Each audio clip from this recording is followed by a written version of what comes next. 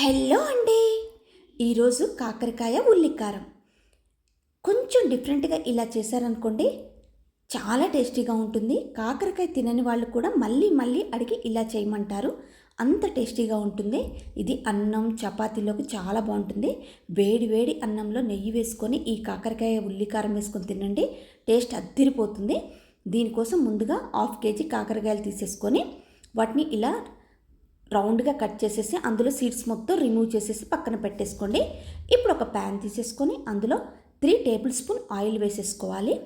1 table spoon జీలకర్ర వేసేసుకొని ఇప్పుడు మనం ఉల్లికారం కదా చేసేది, అందుకు ఒక 2 మీడియం సైజ్ ఆనియన్స్ని కట్ చేసి వేసుకోండి. ఆనియన్స్ ఎక్కువనే వేసేసుకోవాలి. ఇవి మరీ గోల్డెన్ బ్రౌన్ కలర్ వచ్చే వరకు వేయించాల్సిన అవసరం లేదు. ఆ తర్వాత ఒక 7-8 వెల్లుల్లి రెబ్బలు వేసేసుకుని కొంచెం పసుపు, అలాగే టేస్ట్కి తగ్గట్టు చింతపండు, ఒక నిమ్మకాయ సైజ్ అంత చింతపండు వేసేసి ఇవన్నీ జస్ట్ ఆయిల్లో ఫ్రై అయితే సరిపోతుంది. ఈ విధంగా ఫ్రై అయ్యాక తీసి పక్కన పెట్టేసుకోండి. ఇలా ఒక్కసారి ట్రై చేసి చూడండి. చిన్న పిల్లలతో సహా కాకరకాయ ఉల్లికారాన్ని స్కిప్ చేయకుండా మరీ తింటారు. అదే ఆయిల్లో ఒక టేబుల్ స్పూన్ ధనియాలు, 1 టేబుల్ స్పూన్ పచ్చిశనగపప్పు, 1 టేబుల్ స్పూన్ మినప్పప్పు వేసేసుకొని అవి బాగా ఫ్రై అవ్వాలి. ఇలా ఫ్రై అయ్యాక వాటిని కూడా పక్కకు తీసి పెట్టేసుకోండి. ఇప్పుడు ఇదే ప్యాన్లో 1 టేబుల్ స్పూన్ ఆయిల్ వేసేసుకొని మనం ముందుగా కట్ చేసి పెట్టుకున్న కాకరకాయ ముక్కల్ని యాడ్ చేసేసుకొని బాగా ఫ్రై చేసేసుకోవాలి. మూత పెట్టకండి. మూత పెట్టుకోకుండా ఇలా మీడియం టు సిమ్ టు మీడియంలో పెట్టేసుకొని స్టవ్ని ఈ విధంగా ఫ్రై చేసేసుకోవాలి. ఈ కలర్ వస్తే సరిపోతుంది, మరీ గోల్డెన్ బ్రౌన్ కలర్ రావాల్సిన అవసరం లేదు. ఇలా వచ్చినప్పుడు తీసేసి అలాగే మనం ముందుగా వేయించుకున్న పప్పులన్నీ ఉన్నాయి కదా, అవి చల్లారాక ఒక మిక్సీ జార్లో ట్రాన్స్ఫర్ చేసేసుకొని అందులో కారం, పసుపు, ఉప్పు వేసేసుకొని ఇలా పేస్ట్ లాగా ప్రిపేర్ చేసేసుకోవాలి.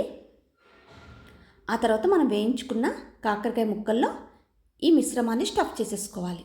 ఇలానే అన్ని స్టఫ్ చేసేసుకొని సేమ్ ప్యాన్లో వీటన్నిటిని వేసేసుకొని ఫ్రై చేసేసుకోవాలి.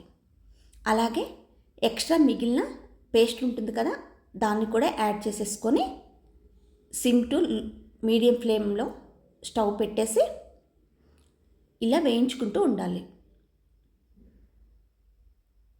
ఈ కలర్ వస్తే సరిపోతుందండి.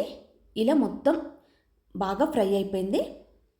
ఆల్రెడీ అన్నీ మనం వేయించినవే కదా, ఎక్కడ పచ్చివాసన ఉండదు, పర్ఫెక్ట్గా కుక్ అయిపోయినాయి అన్నీ. మీలో ఎప్పుడైనా కాకరకాయ ట్రై చేయాలనుకుంటే ఇలా ఉల్లికారంతో ట్రై చేయండి. టేస్ట్ మామూలుగా ఉండదు, అద్దిరిపోతుంది. అంతేనండి. ఇప్పుడు డిష్ అవుట్ చేసేసుకోవాలి. ఇది స్టోర్ కూడా ఉంటుంది, ఒక 3-4 డేస్ నిల్వ ఉంటుంది. ఇది సైడ్ డిష్కైనా, అన్నం, రోటీ, చపాతీ దేనికైనా పర్ఫెక్ట్ రెసిపీ. ఎవరు స్కిప్ చేయకోకుండా ట్రై చేయండి. వీడియో నచ్చితే ప్లీజ్ మీ ఫ్రెండ్స్, రిలేటివ్స్కి లైక్ చేసి మరీ షేర్ చేయండి. ఫస్ట్ టైం ఛానల్ చూసేవాళ్ళు చెర్రీ అండ్ టోనీ షార్ట్స్ని సబ్స్క్రైబ్ చేసుకోవటం మాత్రం మర్చిపోకండి. Thanks for watching. Bye bye.